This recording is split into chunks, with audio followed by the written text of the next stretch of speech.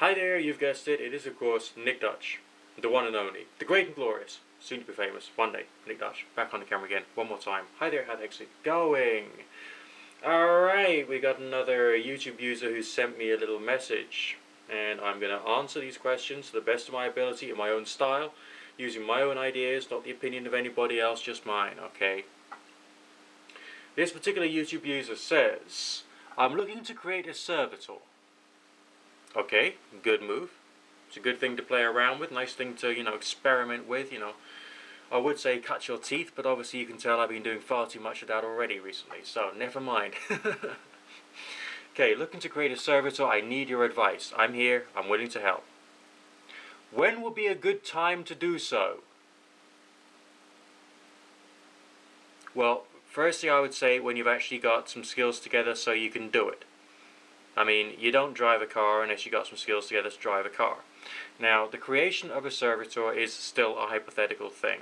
All occultism is essentially personal experimentation and experiential experimentation with things which appear to be, under some circumstances, of a vaguely supernatural or consciousness-orientated something or other, which we don't know enough about. You could call it, I suppose, personal experimentation with ESP type phenomena. And so from that perspective, the action of creating a servitor is essentially a form of psychological theatricals that you can use to try and allow your own innate psychic ability, whether it exists or not, we are assuming therefore in this conversation that it does exist, to actually have an effect in doing something. Okay? And essentially that's what everything else is about. Candle burning, ritual, religion, it's all the same thing. It's all there to create the state of mind whereby it's more likely that some things can happen. I think it was Phil Hine who said that once you've cast a circle, it feels different. You feel different, almost as if you're in a space whereby you could do something weird, or you could have some kind of conversation with a religious being, and so on and so forth. So it's you can use theatricals and ceremony to hoodwink yourself to try and achieve something as a result of your own psychological ability. This requires a lot of practice. It's not like me turning on this digital camera, pressing the little button, and then hey presto, I am shooting a video and I know it'll work 100% reliably. That mentality has got to leave you. Okay, I'm not shouting at you, I'm shouting at anybody else who's got that kind of attitude that all this weird heebie-jeebie stuff can be achieved straight away at the press of a button, or just the moment you wave your wand and mutter your incantation and hey presto, it's done. Because I don't like using this phrase, but it doesn't work like that. Okay, that's a bad. It's a bad way of looking at it. As far as does it work, that's still open to conjecture. Alright, still open to discussion, because we still don't understand. There are some people who swear by, actually swear by the law of attraction, they swear by all this weird stuff. They just do it, okay? They just say, the law of attraction really worked for me, yeah, it was absolutely wonderful, I got the job. But of course, the fact of the matter is they already had the experience, the qualifications, they were the right quality of person, the right, age range, social demographic, they were able to communicate in the right way, they knew how to use the right word processing programs or spreadsheets or whatever it is that was required, and so therefore it's quite likely they were going to get the job anyway. But that's only some people for you, not every single individual out there. So, as far as when would be a good time to do so, practice, play about with it. All of this stuff, including dealing with angels, archangels, and demons, and the rest of it, is very similar to servitor creation. But you got to work out what states of mind are needed. Now, the way I can best describe the state of mind is that of prayer.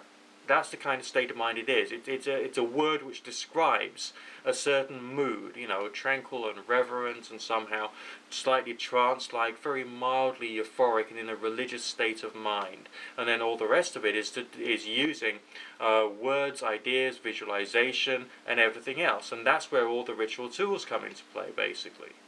Alright, because they're just part of you hoodwinking yourself and making the psychological world or reality or fantasy world which you're using to try and access and express this psychological thing, this allegedly psychic ability, into the outer world to be able to do something, which requires practice. I mean, your next question says, what supplies do I need?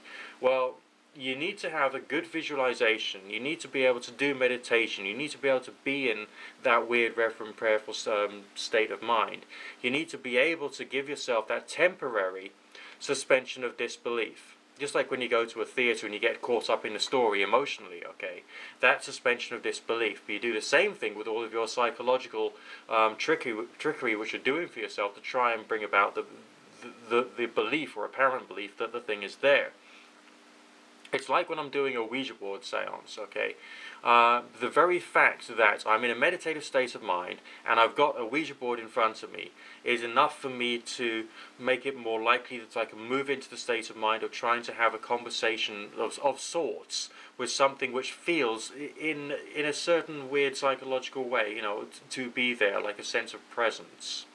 Because I've got all the theatrical things in place, namely the board, I've got my fingers on the planchette, I'm using the right words that appear to be right at the time, namely things like, is there anybody there, and all that kind of like traditional spiritualist stuff. Alright? It's all essentially a form of playing with your mind psychologically so that you can try and bring something about. So you don't actually need any supplies, but it depends upon your own self-knowledge and your own self-knowledge as to what you actually, I suppose the variety of religiosity which you yourself have, the things which you are capable of believing in. For instance, a spiritual Satanist would probably want to regard like the spirits of the Lesser Key of Solomon as being demons from hell. I personally do not. I regard them as being symbols which represent something which is a form of consciousness, which I understand on the basis of a more academic research and creating an image, so to speak, of what that thing could be like in my own mind's eye.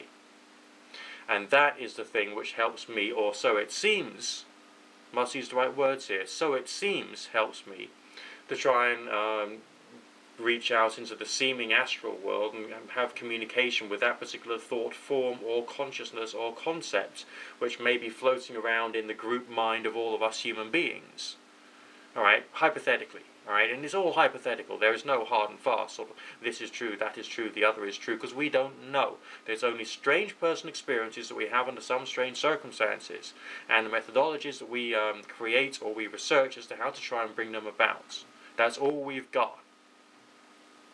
Okay, and there's various different alleged traditions which are there to do basically the same sort of thing. And that's something else you got to realize. These are traditions which are being created by people for the purposes of attempting to create something strange. So you need to do a bit of research into the various techniques of shamanism, the various techniques of religion, even Orthodox religion such as Christianity, which is actually a very occult type religion, basically speaking, because you know these are people who do go into meditation frequently, but they call it prayer, and they believe they're actually talking to a supernatural being which has a certain character and nature, and in some forms of Christianity has a certain appearance, namely the appearance of the bloke in white with a bit of a beard and long scraggly hair and the rest of it, probably with a couple of like really nasty wounds which you really should get dressed and all the rest, you know, and so on and so forth. But it is basically all the same thing.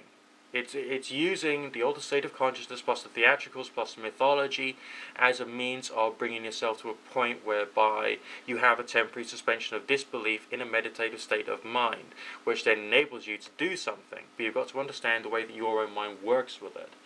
How do you go about doing it? Well, I would recommend, as I recommend to lots of people, read the works of Peter J. Carroll, namely Liber, Null, and Psychonaut, which of course speaks about sigillation, which is the way in which you create a little, basically, squiggle or diagram or little picture, which has the essence of something you wish to manifest in the outer world.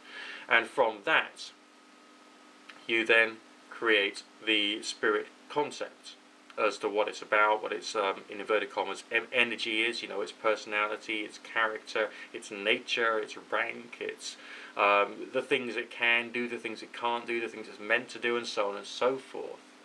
Your next question says, what is the best ritual? There isn't one. They're all good. Alright, but you need to bring yourself to explore different rituals and different ceremonies and different meditations until you've worked out what seems to be most efficient to allow you to have this temporary suspension of disbelief. And do be skeptical. Now, you've also got to think about why you're bothering. Seriously, why are you bothering to, create your servitor? Is it to try and achieve something that can be achieved by normal means? If it is, then don't bother. Do it by normal means, okay? If it's to try and, if you've got like a disease that has no medical cure, then it probably won't help.